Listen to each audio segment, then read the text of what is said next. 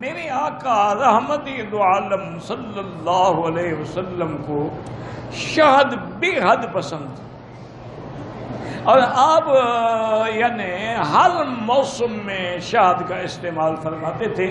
اگر سردیاں ہوتی تو گرم پانی میں ڈال کے پیتے تھے، جیسے ہم چائے پیتے ہیں۔ اگر سردیاں ہوتی تو گرمیاں ہوتی تو شربت بنا کے پیتے تھے، لیکن سارا سال پیتے۔ تو لازمی بات ہے کہ جو چیز حضور کی اتنی محبوب ہو، اس کے اندر پھر کتنی برکات، کتنے ثمرات ہوتے ہیں۔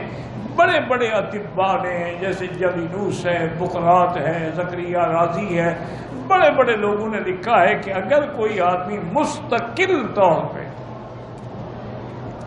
اسی سنت پہ عمل کرے کہ سردیوں میں گرم پانی میں پیے اور گرمیوں میں شربت بنا کے پیے، تو انشاءاللہ اس کو کوئی بیماری بھی قریب نہیں آئے۔ ویڈیو کے نیچے سبسکرائب کے بٹن پہ کلک کریں، بیل کے آئیکن پہ کلک کیجئے تاکہ ہر نئی ویڈیو کی نوٹیفیکیشن آپ کو مل جائے۔